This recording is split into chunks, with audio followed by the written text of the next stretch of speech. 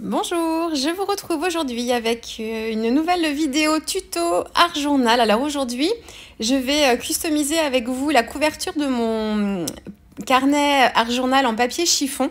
Vous savez, j'ai commencé à travailler dans ce carnet-là, donc c'est des carnets qui sont confectionnés par Florence Boyaval. Et je voulais en fait travailler la couverture, donc je vais utiliser les techniques de transfert. Donc là je vous remets, c'est un extrait de la vidéo, de la précédente vidéo où je vous montrais plusieurs transferts que j'avais fait sur papier de soie. Donc là je vous remonte celui que j'ai utilisé pour customiser ma couverture. Donc voilà, c'est une jolie illustration comme ça. J'adorais en fait le visage. Donc voilà, donc j'ai mis, pour celles qui me découvrent avec cette vidéo-là, qui n'ont pas vu ou qui n'auraient pas vu la précédente, je commence par mettre une fine couche d'acrylique noir sur ma gel presse. Je pose mon papier, en fait, ma feuille de magazine, mon papier de magazine, en fait, sur ma gel presse. Je maroufle bien avec ma main, je retire la page de magazine et tout de suite après, je mets mon papier de soie sur ma gel presse et en frottant bien avec ma main. C'est super agréable d'ailleurs parce qu'il y a le côté mou de la gel presse. C'est assez agréable à faire. Et ensuite, voilà, on enlève le papier de soie. Alors, n'ayez pas peur. Alors, on l'enlève délicatement, mais n'ayez pas peur, hein, ça résiste plutôt bien. Et puis voilà, mon transfert est fait. Alors là, c'est mon petit carnet en papier. Bon, mon petit carnet, il n'est pas si petit que ça parce que c'est un format A4 plié en deux, il me semble. Mon carnet en papier chiffon. Donc, j'ai travaillé une première couche avec du gesso classique appliqué au couteau pour que ce soit pas trop bien défini. Et j'étais en train de choisir, là, je savais pas encore bien ce que j'allais utiliser comme impression, mais j'aimais tellement ce visage que voilà, j'ai plutôt choisi d'utiliser ce transfert-là. Donc, je déchire mon papier tout autour pour que ça rentre à peu près sur ma couverture. Et puis, je vais coller ce papier de soie avec du gel médium. Alors là, c'est un gel médium de Amsterdam que j'utilise ici. Bon, à la limite, peu importe. Moi, j'aime bien les finitions mat. Donc, celui-ci, il est mat. Vous en avez beaucoup, en effet, brillant, en fait, au séchage. Donc si vous voulez mat, faites bien attention, hein, ils n'ont pas tous le même effet. Donc voilà, donc je mets d'abord une couche de médium, en fait, de gel médium sur ma page. Je dépose mon papier de soie et je remets, c'est un peu comme les collages de serviettes, hein, pour celles qui ont l'habitude de faire ça. Et ensuite, je remets une couche de gel médium par-dessus.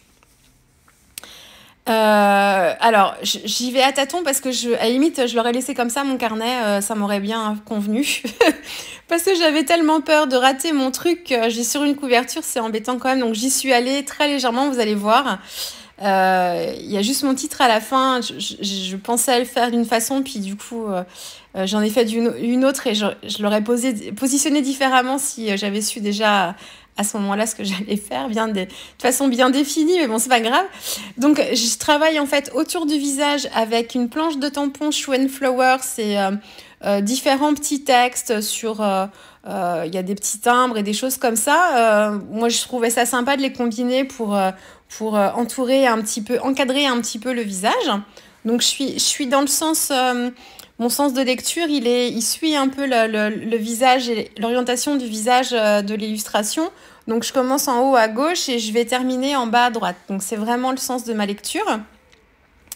Donc, voilà. Donc, des petits tamponnages. J'ai pas du tout fait dans le bon ordre, hein. Vous voyez, j'ai collé mon titre.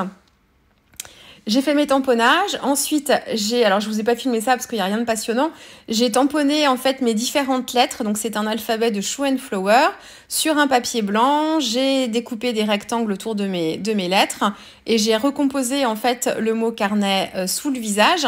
Et en fait à ce stade-là, je pensais utiliser le même alphabet pour écrire un autre mot en dessous.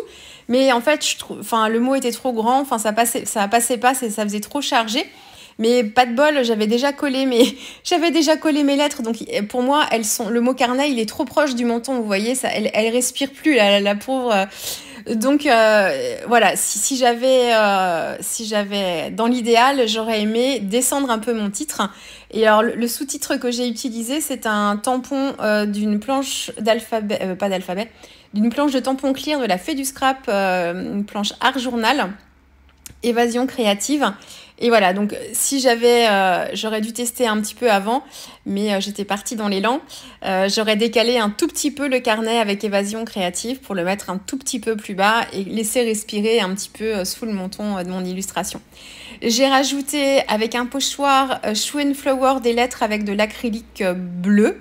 Je sais plus ce que j'ai utilisé comme bleu de phthalo, je crois. Comme certains motifs n'étaient pas très bien définis avec mon pochoir, ça a un peu bavé, j'ai refait les contours avec un crayon noir. Et je vous ai pas filmé ça après, je trouvais que mes lettres bleues, en fait, elles étaient trop dispersées. Ça faisait pas très bien le lien. Alors, ça faisait le lien avec en haut à gauche et au milieu à droite, mais celui du bas, on se demandait un petit peu ce qu'elle venait faire là. Donc, j'ai complété à la fin, vous allez voir.